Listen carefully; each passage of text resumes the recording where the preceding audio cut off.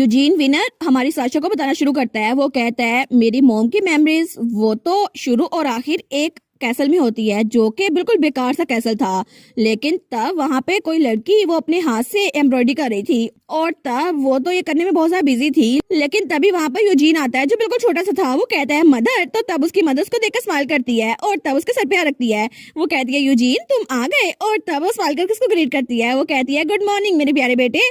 और इस तरह वो बताता है मेरी मॉम और मैं हम कुछ सर्वेंट्स के साथ एक जगह पे रहा करते थे जो कि सर्वन के बिल्कुल नॉर्थ में था, और ये एक फ्रोजन लैंड थी जहाँ पे कोई भी नहीं आता था। और मेरी मॉम को फैरजा एम्पायर की तरफ से कैप्टिव रखा गया था और उनके साथ सर्वन के एम्पर का एक बेटा भी था, यानी कि मैं। लेकिन पता नहीं उन्होंने ये सब कुछ क्यों किया, शायद फैरजा को ह्यूमिलेट करने के लिए या फिर किसी और वजह से, लेकिन उन्होंने मेरी मॉम को ऐसी जगह पर अबंडन छोड़ दिया। लेकिन हम लोग फिर भी खुश थे क्योंकि मेरी मॉम के पास मैं था और मेरे पास मेरी मॉम थी। तो तब वो कहता है मॉम क्या फिर से ब्लू रोज को एम्ब्रॉयडरी कर रही हैं? तो उसकी मॉम कहती है हाँ बिल्कुल, मैंने अपनी सिस्टर से प्रॉमिस किया था यहाँ आने से पहले। मैं एम्ब्रॉयडरी में इतनी अच्छी नहीं हूँ, इसलिए मैं प्रैक्टिस करती हूँ ताकि मैं अपनी सिस्टर का फेवरेट ब्लू रोज बना सकूं, उसे गिफ्ट दे सकूं। तो तब वो सोचता है मेरी मॉम वो तो अपने होमलैंड को बहुत ज्यादा मिस करती थी क्योंकि उन्होंने जो रुमाल बनाए थे ना, पहले तो वो एक था लेकिन उसके बाद पूरी की पूरी शेल्फ भर चुकी थी। तो तब वो सोचता है मेरी मॉम तो बहुत ज्यादा इंतजार करती थी कि शायद किसी दिन वो अपने होमलैंड लौट सके। तो तब उसकी मॉम खिड़की के पास खड़ी थी, तो अपनी मॉम के पास आता है। वो कहता है मदर बाहर बहुत ज्यादा ठंड है तो मैं आपके लिए शाल लेकर आया हूँ। तो तब उसकी मॉम उसको देखती है। वो कहती है मेरे प्यारे बेटे तुम तो बहुत जल्दी बड़े हो रहे हो ना, लेकिन मैं उम्मीद करती हूँ कि इस जंग के खत्म होने से पहले पहले तुम इतने बड़े ना हो जाओ। तो तभी वो सोचता है उस वक्त मैं 8 साल का था, यानी कि वार का 6वां साल था। तो तब उसके पास कोई आता है। वो कहता है लेडी एरिस, वो था बटलर। वो कहता है प्लीज भागिए यहाँ से, लेकिन तभी उसे कोई जान से मार डालता है।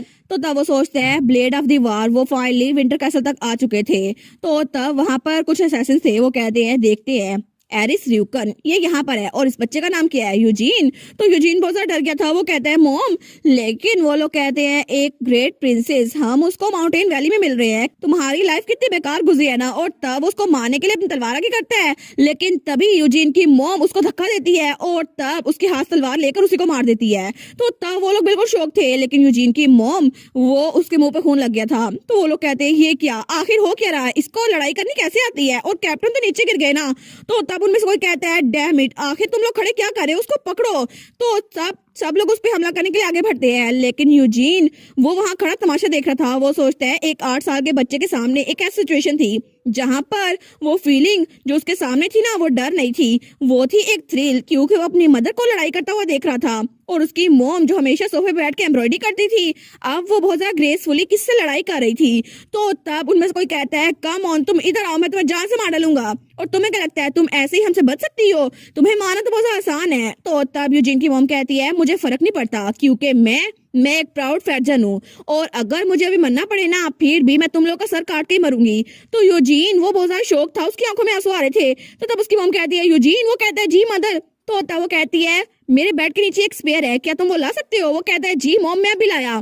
तो तब यूजीन वहां से भागने लगता है, तो पीछे से कोई कहता है क्या ये कहाँ पे भाग रहा है, इसको पकड़ो, ये भागना नहीं चाहिए। लेकिन तभी यूजीन वो अपनी पावर यूज करता है और वो डार्कनेस की पावर उस पर यूज होती है और वो आदमी नीचे गिर जाता है। और यूजीन वो सीढ़ियों से फांकता हुआ ऊपर जा रहा था, लेकिन पीछे से कुछ आवाजें आती है जिसको वो सुनता नहीं है, और तब वो अपनी मॉम के कमरे में पहुंचता है। तो तब वो सोचता है मेरी मॉम अक्सर मुझे होमलैंड की कुछ कहानियां सुनाया करती थी। उन्होंने बताया था कि मेरी मॉम की फैमिली र्यूकन फैमिली वो मार्शल हाउस थी और इसी की वजह से वो लोग ग्रेट स्पीयरमैनशिप में बहुत ज्यादा अच्छे थे, और उनके पास ट्विन स्पेयर्स थे और एक स्पेयर मेरी मॉम के पास था जो कि आउटस्टैंडिंग वॉरियर थी।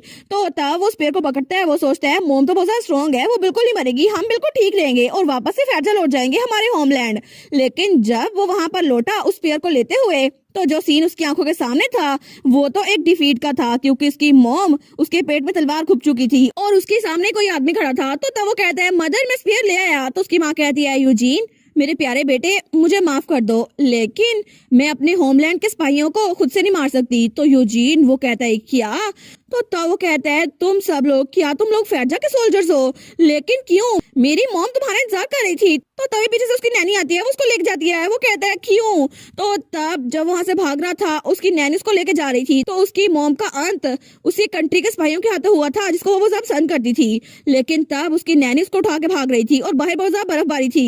वो कहती है मुझे माफ कीजिएगा यंग मास्टर, लेडी एरिस ने मुझे कहा था और वो जो भी कहेंगी मैं ये करूंगी। तो तब वो कहता है एना मुझे बताओ आखिर फैरजा के लोग उन्होंने मेरी मॉम को क्यों मारा? तो उसकी नैनी कहती है मुझे खुद नहीं पता यंग मास्टर, मुझे सच में इस बारे में कुछ नहीं पता। तो वो सोचता है ये रीजन जल्दी क्लियर हो गई, क्योंकि जैसे ही मैं उस कैंप पे पहुंचा तो तब मुझे पता चल गया कि सर्वन आर्मी वो हमें रेस्क्यू कर रही थी, लेकिन फैजा के लोगों ने उन्होंने मेरी मॉम को मार दिया बिना कुछ बताए। तो वो सोचता है जब फैजन के सोल्जर को मेरी मॉम डिस्ट्रैक्ट कर रही थी तो मेरी नैनी मुझे लेकर भाग गई, और थोड़ी देर बाद ही हमारे पास सर्वन आर्मी आई जिन्होंने हमें बचा लिया। तो तब वो सोल्जर कहता है तुम नैनी हो है ना, इस तरफ चलो। तो वो कहती है जी सर। लेकिन तब यूजीन को एक कैंप में भेजा गया था जहाँ पर बहुत सारे सोल्जर्स थे, लेकिन जैसे वहाँ पर देखता है वो कहता है क्या। वो सोचता है मैंने इनको कभी नहीं देखा था, लेकिन मैं डायरेक्टली बता सकता था कि ये मेरा ही खून है। और तब वहाँ पर उसके बहुत सारे भाई थे जिनकी आईज का कलर सेम टू सेम उसकी तरह था। तो तब वो सोचता है इनकी आईज सेम टू सेम मेरी तरह है, लेकिन तभी उसका एक भाई उसके सर पे मुक्का मारता है। वो कहता है तुम बास्टर्ड, क्या सच में तुम उसकी औलाद हो? तुम यहाँ पर ऐसे खड़े क्या कर सकते हो? और फादर सच में चाहते थे कि तुम्हें एक प्रिंस बना दिया जाए, लेकिन कितने मर्सीफुल है ना तुम। तो वो सोचता है क्या। वो कहता है क्या तुम लोग सारे के सारे सर्वेंट्स ही हो? तो तब वो कहता है लेकिन आखिर फैजन उन्होंने मेरी मॉम को क्यों मारा और मुझे क्यों मारना चाहते हैं? हम लोग तो तुम्हारे एनिमीज है ना, उनके नहीं। तो तब वहाँ पे उसके भाई कहते हैं ये ब्राड पता नहीं क्या बड़बड़ा रहा है। तो तभी वहाँ पर कोई आता है, वो कहता है इसका जवाब मैं दूंगा। वो सोचता है ये आदमी ये तो सर्वन एम्पायर का एम्परर है ना। तो तब उसका फादर वो कहता है तुम पूछ रहे हो कि फैजा ने तुम्हारी मदर को क्यों मारा, ये सिंपल मैटर है। और यूजीन मुझे ये बताओ कि आखिर फैजा पे कौन रूल करता है? तो यूजीन कहता है हिज मैजेस्टी एम्पर तो गुजर गए हैं, अब हर मैजेस्टी एम्प्रेस वहाँ पे रूल करती होगी। तो उसका फादर कहता है ओहो ये सिर्फ एक टाइटल है, लेकिन तुम्हें सच में लगता है कि ऐसा हो सकता है? अब वहाँ का वारिस वो है क्राउन प्रिंस यान फैजा, यानी कि तुम्हारा कजन, लेकिन उसके लिए तुम और तुम्हारी मॉम उसके साइड पे सिर्फ एक कांटे हो जिसको वो हटाना चाहता है, और इसीलिए उसने एम्पर बनने के लिए तुम्हारी मॉम को मरवा डाला और अब वो तुम्हारे पीछे ही है। और इसीलिए वो आर्मी यहाँ पर आई थी, और एम्प्रेस एथीना वो अपनी सिस्टर को बहुत ज्यादा पसंद करती थी, और तुम्हारा हश्र भी यही होगा अगर तुम संभल के न रहे। तो वो कहता है लेकिन फिर भी आखिर वो अपनी आंट और अपनी कजन को कैसे मरवा सकता है? तो उसका फादर कहता है क्योंकि ये जंग है और जंग में सब कुछ जायज है, और हिस्ट्री वो तो विक्टर्स की होती है ना के रिश्तेदारों की। तो तुम्हें क्या लगता है यूजीन, मैं तुम्हें पावर और अथॉरिटी दूंगा तो सर्वन का हाथ पकड़ लो। तो यूजीन वहाँ पर देखता है, वो सोचता है मुझे कभी लगा नहीं था कि मैं जिनसे नफरत करता हूँ वो सर्वेंट्स जिन्होंने मेरी मॉम को हॉस्टेज बना के रखा उनको अबंडन कर दिया, लेकिन इस वक्त वो उनका हाथ पकड़ लेता है। वो सोचता है मुझे पावर चाहिए क्योंकि मुझे पूरी दुनिया में सबसे ज्यादा नफरत यान फैजा से है जिसने मेरी मॉम को मुझसे दूर कर लिया। और तब कुछ अरसे बाद वो सर्वन आर्मी के साथ था। वो सोचता है सबके जरिए अबंडन किए जाने के बाद आखिर में मुझे प्रिंस का टाइटल दे दिया गया, लेकिन तब 4 सालों बाद तब यान फैजा फाइनली यहाँ पर वो मुझसे मिल गया, लेकिन तब उसने उसके फादर को मार डाला था। और तब वो कहता है अच्छा तो ये था great emperor of the servant, लेकिन कितना बेकार था। और तभी उसकी नजर हमारी यूजीन पे पड़ती है। वो सोचता है उसने सच में पूरे सर्वन रॉयल फैमिली को खत्म कर दिया अपने हाथों से, लेकिन मुझे उसने पता नहीं उसने मुझे क्यों नहीं मारा। और तब वो प्रेजेंट में ये सब कुछ साशा को बता रहा था। तो तब वो कहता है शायद इसीलिए क्योंकि उसको मुझ पे रहम आ गया हो, लेकिन फिर भी मुझे लगता है शायद उसे लगा हो कि मैं मारने के काबिल नहीं हूँ। साशा क्या तुम्हें अब मेरी बात में यकीन आया? तो साशा वहाँ पे खड़ी थी, वो कहती है एक मिनट रुको, सही कुछ सही नहीं लग रहा। लेट एम्प्रेस वो तो लेडी एरिस के मरने के बाद शोक की वजह से मरी थी ना, लेकिन ऐसा नहीं लगता कि हिज मैजेस्टी ने जानबूझ के ये किया है। तो यूजीन कहता है उसने कभी इमेजिन नहीं किया होगा ना कि उसकी माँ अपनी बहन का इतना गम ले लेगी, लेकिन सच में वो तो बिल्कुल बेकार है। तो हमारी साशा कहती है लेकिन इसके अलावा हिज मैजेस्टी वो तो अपनी मॉम को बहुत पसंद करते थे ना, और अगर उनको विक्ट्री चाहिए होगी फिर भी वो इतनी दूर तक तो नहीं जाएंगे। तो वो कहता है मैंने एक्सपेक्ट किया था साशा, तुम्हें मेरी बात पे यकीन नहीं आएगा। ऑफ कोर्स तुम भी एक फैजन हो, लेकिन अगर तुम्हें मुझ पे यकीन नहीं है तुम यहाँ जा सकती हो। तो वो कहती है ऐसा नहीं है मुझे तुम पे यकीन नहीं है, लेकिन शायद कोई मिसअंडरस्टैंडिंग हुई होगी। सर रायन उन्होंने भी कहा था कि लेडी एरिस वो सर्वन की वजह से मरी थी। वो कहता है मुझे माफ करना साशा, लेकिन मैंने अपना डिसीजन 10 साल पहले बना लिया था। तो साशा बिल्कुल खामोश थी। तो तब उसकी तरफ बढ़ती है और तब उसका हाथ पकड़ते हुए कहती है यूजीन मेरी बात सुनो। वो कहता है हाँ क्या हुआ? तो वो कहती है जो नॉवेल्स मुझे बहुत ज्यादा पसंद है ना वहाँ पर ऐसी सिचुएशन आती थी, और तुम्हें पता है वो लोग उसको क्या कहते थे? तो यूजीन वो कहता है एक्सटर्नल कन्फ्लिक्ट। वो कहती है नहीं वो लोग इसे कहते हैं स्वीट पोटैटो प्लॉट। और तब उसकी आंखों में तो खून उतर आया था। और तभी यूजीन कहता है हैं? तो तब उसके मुक्का मारती है और कहती है एक ओपनिंग, और उसको बेहोश कर देती है। लेकिन जैसे यूजीन को होश आता है ना उसके मुंह से कपड़ा हटता है। तो तब वो रॉयल पैलेस में था और उसके सामने एम्पर और गिलियन खड़े हुए थे। तो वो कहता है क्या मैं कहाँ पर हूँ? तो तब गिलियन कहता है सच में एम्प्रेस इतनी दूर गई और उन्होंने एनिमी के लीडर को खुद ही पकड़ लिया, सच में अब तो बड़ी अच्छी है। तो साशा थम्स अप करते हुए कहती है ऐसा लगता है तुम दोनों के दरमियान थोड़ी मिसअंडरस्टैंडिंग है और मैं इसलिए यहाँ पर इसको लेके आई हूँ ताकि तुम इसे अपनी साइड की स्टोरी सुनाओ, इस तरह सारा मसला हल हो जाएगा, ठीक है। तो तब यूजीन, वो तो बहुत ज्यादा शौक था। तो तब हमारी साशा कहती है ऐसा लगता है ये फैमिली मैटर है, हम लोग बाहर निकलते हैं, आप लोग अच्छे से बात कीजिएगा। गिलन कहता है आप भी आराम से बात कीजिएगा योर मैजेस्टी। और उसके बाद पीछे सिर्फ यूजीन और यान फाजर रह गए थे। तो यूजीन सोचता है क्या साशा, वो तो बहुत ज्यादा शौक था। वो दिल में सोचता है अगर ये बातचीत ऐसे होने भी वाली है तो कम से कम तुम मुझे जाने से पहले रस्सियों से खोल के नहीं जा सकती। और वो बेचारा वो तो वहीं पे बैठा रह गया था। तो एम्परर यान फाजा वो कहता है अब तुम्हें इस बारे में क्या लगता है, हमें क्या करना चाहिए। तो तब वो स्माइल करते हुए कहता है ऐसा लगता है साशा चाहती है हम अपने दरमियान मिसअंडरस्टैंडिंग को क्लियर कर ले। तो यूजीन कहता है इसके अलावा इस सिचुएशन में मेरे पास कोई और चॉइस है भी या नहीं। तो वो कहता है ये बात तो सच है। तो तब वहाँ पे वो बहुत सारे डॉक्यूमेंट्स लेकर आया था और तब एक बुक खोलता है और कहता है सबसे पहले मैं तुम्हें फैजा के रिकॉर्ड बताऊंगा तुम्हारी मॉम के बारे में। फेब्रुअरी ईयर 623 सर्वन में लेडी एरिस र्यूकन, उनका सोशल स्टेटस, उनको मर्डर कर दिया गया एम्प्रेस को प्रेशर करने के लिए। और एम्पियर फैमिली वो बहुत ज्यादा गम में डूब गई, स्पेशली एम्प्रेस जो कि अपनी बहन को रेस्क्यू करने के मिशन पे निकली थी। जब उसे पता चला कि लेडी का बेटा यूजीन वो सर्वन का प्रिंस बन गया है तो उनकी रॉयल्टी को बहुत ज्यादा डिस्करेज किया गया। तो यूजीन कहता है तुम्हें लगता है मैं सारी बातों पे यकीन कर लूंगा क्योंकि ये सारे के सारे रिकॉर्ड्स तुम्हारी तरफ के हैं। तो तब एम्पर कहता है ठीक है अब सर्वन के रिकॉर्ड सुनते हैं। फेब्रुअरी ईयर 623 एक स्पेशल फोर्स यूनिट वो भेजी गई ताकि एरिस र्यूकन और उसके बेटे को जान से मार डाला जाए। और अनएक्सपेक्टेड लॉसेस के बाद मिशन कंप्लीट हो गया और उसके बदले में लेडी के बेटे को 8वां प्रिंस रजिस्टर कर लिया गया। तो वो कहता है क्या नहीं, इसका क्या मतलब हुआ। तो एम्पर यान फैजा कहता है तुम इसको खुद पढ़ के देख लो ना और तुम इस बात पे यकीन कर सकते हो कि ये सारा कुछ हमने बिल्कुल अपने से नहीं बनाया, ये रिकॉर्ड में शामिल है। तो वो कहता है नहीं ये इम्पॉसिबल है, ऐसा कुछ नहीं हो सकता।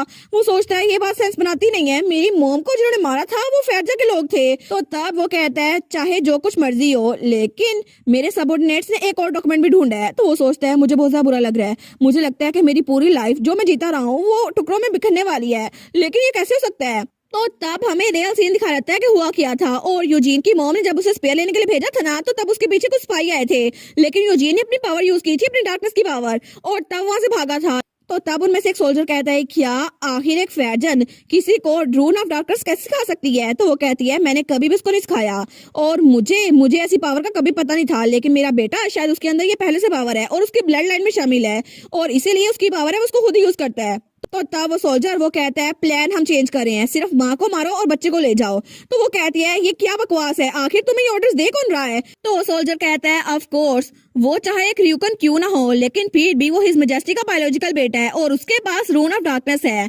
और इसी वजह से हम उसको रॉयल्टी मानेंगे और इसका डिसीजन हिज मैजेस्टी एम्पर खुद लेंगे। और तब हमें बताया जाता है एरिस र्यूकन जो कि ग्रैंड ड्यूक ऑफ र्यूकन की बेटी थी और वो फैजा का ट्राइगर और फ्लावर थी और वो बहुत ज्यादा कोल्डर थी और बहुत ज्यादा इंटेलिजेंट भी थी, इसीलिए उसको होस्टेज के तौर पर रखा गया। लेकिन तब उसी की वजह से उसने वो 3 साल अकेले में गुजारे और इसीलिए उस सिचुएशन का पता चल गया और वो सिचुएशन उसे ये पता थी कि असल में फैजा के पास कोई चांस नहीं था जंग को जीतने का। और दूसरे नंबर पर सर्वन के पास जो स्पेशल फोर्सेस थी ना उसको वो कभी भी हरा नहीं सकती थी। और आखिर में पिछले 8 साल में यूजीन जो सिर्फ उसकी बात मानता था वो कभी भी सर्वन के साथ नहीं जाएगा और इसीलिए उसे इस बात का कंफर्म था। लेकिन तभी वो आदमी उसको तलवार मार देता है तो वो नीचे ढह जाती है। तो तभी वो नैनी उसके पास आती है, वो कहती है लेडी एरिस आप ठीक तो है ना। तो वो सोल्जर कहता है तुम क्या करने की कोशिश कर रही हो। तो लेडी एरिस कहती है मैं तुम्हें एक डील प्रपोज करूंगी, मैं खामोशी से मर जाऊंगी लेकिन तुम्हें मेरे बेटे के लिए एक झूठ बोलना होगा। तो तब नैनी कहती है लेडी एरिस आपका क्या मतलब है। तो तब लेडी एरिस कहती है तुम्हें अपने ज़्यादा कॉमरेड्स को मरवाना नहीं है ना मेरे हाथों से, और वैसे भी तुम्हें प्रिंस को अपने साथ लेकर जाना है और मैं कॉपरेशन का नहीं बोल रही, बस तुम खामोश रहना। तो तब वो नैनी कहती है लेडी एरिस प्लीज आखिर आप क्या करेंगे, ये तो बिल्कुल गलत है ना, यंग मास्टर यूजीन वो भी ऐसा नहीं चाहते। तो तब लेडी एरिस कहती है नैनी प्लीज मुझे इस बात की फिक्र नहीं है कि मैं यहाँ पर मर जाऊं, लेकिन मैं अपने बच्चे के लिए अपने आप को सेक्रीफाइस करना चाहती हूँ ताकि वो बड़ों के झगड़े में ना फंसे। तो तब वो कहती है मैं चाहती हूँ मेरा बेटा वो जिंदा रहे चाहे कुछ भी हो जाए और किसी ना किसी दिन वो जब सच सुनने के काबिल हो जाएगा तब मैं चाहती हूँ उसको सब कुछ बता दिया जाए और इसलिए मैं चाहती हूँ कि तुम उसको ये सच बताओ और उससे कहना मुझे माफ कर देना कि मैंने फाइनल रोल तुम्हें दे दिया मेरे प्यारे बेटे। लेकिन ये सारी की सारी बातें नैनी ने हिज मैजेस्टी एम्पर को बताई थी जो कि सर्वन कैंप में था। तो तब एम्पर वो कहता है अच्छा तुम चाहती हो कि मेरा बेटा जो कि अब सर्वन के साइड पर आ गया है वो फिर से फैजन बन जाए। तो तभी उसने हुक्म दिया था और एम्पर के कहने भाई नैनी को उसी वक्त मरवा दिया गया था। तो तब ये सारी की सारी रिपोर्ट वो नैनी के बारे में पढ़कर सुना रहा था यान फैजा। लेकिन यूजीन वो तो बहुत ज्यादा शौक में था। वो कहता है ये सब कुछ सिर्फ एक झूठ था। मेरी नैनी, मेरी मॉम और वो सब कुछ जो उस दिन हुआ था, मेरी मोम को जिसने मारा था वो लोग वही थे जिनके साथ मैं तब से रहता आ रहा हूँ। लेकिन ये सारा कुछ मुझे लगा था ये सब कुछ सच है, लेकिन ये झूठ कैसे हो सकता है। तो यान फैजा वो कहता है कि अब भी तुम रिवेंज लेना चाहते हो। तो यूजीन वो हंसने लगता है। वो कहता है ये सब कुछ बेकार है, सब कुछ खत्म हो गया। मैं अपनी जिंदगी बिल्कुल बेकार जीता रहा था। मुझे लगा था कि मैं अपनी मॉम के दुश्मनों को मार दूंगा, मेरी जिंदा रहने की सिर्फ यही वजह थी। लेकिन अब मुझे पता चला कि मेरा बदला पहले ही कोई और ले चुका है, और कोई ऐसा जिसको मैं अपने हाथों से मारना चाहता था, लेकिन वो तुम हो यान फैजा। तो तब यूजीन कहता है जैसा तुम चाहते हो वैसा करो, मेरी जिंदगी का कोई मकसद नहीं है, तो चाहे मुझे मार डालो, मैं कुछ नहीं कहूंगा। लेकिन तभी यान फैजा वो चेयर संभालता और कहता है अगर ऐसा ही है तो फिर मैं तुम्हें फैजा का मिनिस्टर ऑफ फाइनेंस अपॉइंट करता हूँ। वो कहता है क्या तुम्हें मुझे कुछ और नहीं कहना। तो एम्पर कहता है रॉबर्ट ने तो क्विट कर दिया है, उसने कहा था मैं नहीं और काम कर सकता। तो वो कहता है यूजीन तुम्हारी आइडेंटिटी तो अंडरकवर थी, लेकिन फिर भी तुमने टोमा होल्डिंग्स को बड़े अच्छे से संभाला हुआ था, तो मुझे लगता है तुम्हारे पास पैसा हैंडल करने का अच्छा टैलेंट है। तो तभी वो अपनी पावर यूज करता है, उसकी रस्सियां खोल देता है। तो तब वो कहता है एम्पीरियल लॉ फैजा के मुताबिक official position royal house hold की वो सक्सेशन की लाइन में मिलती है, और इस तरह तुम भी मेरी आंट के बेटे हो, तो इस तरह सक्सेशन का हक तुम्हारे पास भी है। तो यूजीन कहता है क्या आखिर तुम क्या बात कर रहे हो, सक्सेशन का हक, लेकिन मुझे एम्पर नहीं बनना। तो वो कहता है ठीक रहेगा ना, वैसे भी तुम्हारी मिसअंडरस्टैंडिंग तो खत्म हो गई है, और तुम र्यूकन के बेटे हो, यानी कि डायरेक्ट लाइन में रहो, तो इसका मतलब है कि तुम भी एम्पर बन सकते हो। तो यूजीन कहता है ये तो बकवास है, बिल्कुल बकवास है। तो एम्पर यान फैजा कहता है और वैसे भी मैंने सुना था कि करंट एम्प्रेस तुम्हें बहुत ज्यादा पसंद है, तो अगर तुम्हें साशा को पाना है ना तो मैं तुम्हें एक चांस दूंगा, क्योंकि मेरे बाद तुम उसके करीब हो सकते हो और वो तुम्हारी बीवी भी बन सकती है। तो यूजीन कहता है आखिर तुम मुझे समझते क्या हो, और लोगों के साथ खेलना बंद करो यान फैजा, और बकवास करने की भी कोई लिमिट होती है। तो यान फैजा वो कहता है मैं बकवास नहीं कर रहा और ना ही मजाक कर रहा हूँ, तुम जानते हो ना मेरी बॉडी की कंडीशन क्या है, इसलिए तुम अपने प्लान पे काम करे थे है ना, और तुम ऐसे एक्ट ना करो। वैसे भी मेरी बॉडी के पास सिर्फ 1 साल से कम का वक्त बचा है और मैं जल्दी मर जाऊंगा। लेकिन ये सारी की सारी बातें हमारी साशा बाहर खड़ी सुन रही थी, लेकिन तभी वो पीछे होती है, वो कहती है मुझे तो कोई आवाज ही नहीं आ रही, और तभी वहां पे मिही आता है। वो कहता है तुम क्या कर रही हो। तो तब वो कहता है सच में एम्पीरियल मीटिंग के दरमियान ऐसे काम करना ये तो बिल्कुल गलत है, और तुम्हें पता है ना यहाँ पे मैजिक है, साउंड प्रूफ हुआ है ये कमरा, तुम बातें नहीं सुन सकती। वो कहती है मैं तो क्यूरियस थी, लेकिन मिही वो तो यूजीन के आने की खबर सुनकर यहाँ पर आया था। तभी दरवाजा खुलता है और वहां से यूजीन और एम्पर बाहर निकलते हैं। तो तब मिही कहते हैं मजेस्टी क्या आपकी बातचीत अच्छी रही। तो हमारी हीरोइन भी सोचती है ये लोग इकट्ठे बाहर निकले हैं, क्या इनकी मिसअंडरस्टैंडिंग क्लियर हो गई। तो एम्पर कहता है ये आदमी अब से रॉयल कोर्ट में एम्प्लॉयड है। तो तब एम्पर यान फैजा कहता है अब से यूजीन वो मिनिस्टर ऑफ फाइनेंस है, और अब से इसको प्रोटोकॉल हैंडल करने का सारा काम दे दो। तो वो दोनों कहते हैं क्या सच में। तो मिही तो बिल्कुल संभल गया था, वो कहता जी जी मैं समझ गया, और वो तो इस सिचुएशन के साथ फैमिलियर था। लेकिन हमारी साशा कहती है क्या हो क्या रहा है यहाँ पर। तो यूजीन कहता है साशा क्या पूरे फैजा एम्पायर में एम्पायर फैमिली में सब लोग ऐसे काम करते हैं। तो वो कहती है लगता तो है ऐसे ही काम करते हैं, पिछली बार मुझे भी एम्प्रेस बना दिया था। तो तब एम्पर उसको एक डॉक्यूमेंट देते हुए कहता है इसको ले लो। तो मिही कहता है ये कौन सा डॉक्यूमेंट है। तो एम्पर कहता है ये प्रॉपर डिग्री है, तुमने पिछली बार कहा ना मैं लिख के दिया करूं, तो ये लो मैंने लिख के दे दिया है। तो ठीक है अब प्रैक्टिस करना यूजीन। वो कहता है क्या किस चीज की प्रैक्टिस, क्योंकि यान फैजा की सील के साथ जो वहां पे डॉक्यूमेंट था ना वहां पर लिखा हुआ था कि हम लोग ट्रिप पे जा रहे हैं, और ये ट्रिप 1 महीने तक रहने वाला है, और इसकी रेंज होगी पूरा का पूरा एम्पायर, और इसकी साथी होगी एम्प्रेस। तो तब 2 मिनट्स एम्प्रेस को घसीट के लेके जा रही थी, यानी कि हमारी साशा को, और उसके बाद वहां पर लिखा हुआ था एक्टिंग एम्पर जो कि होगा फाइनेंस मिनिस्टर यूजीन विनर। तो तब यूजीन वहीं पर खड़ा था, वो कहता है पूरी रॉयल फैमिली ऐसी है। तो मिही उसके कंधे पे हाथ रखता है, वो कहता है फिक्र ना करो ये सारे शुरू से ही ऐसे हैं, बस तुम्हें गुजारा तो करना पड़ेगा ना, अब और क्या ही कर सकते हैं हम लोग। और इसी के साथ ये वाला पार्ट यहीं पर ख़त्म। तो आप लोग बताइएगा आप लोग को ये पार्ट कैसा लगा, और वीडियो को लाइक और चैनल को सब्सक्राइब लाजमी कीजिएगा। बाकी वीडियोस का लिंक भी स्क्रीन पर नज़र आ रहा होगा, तो काइंडली उनको भी चेकआउट कर लें। और thank you so much for watching my videos. Stay safe, bye bye.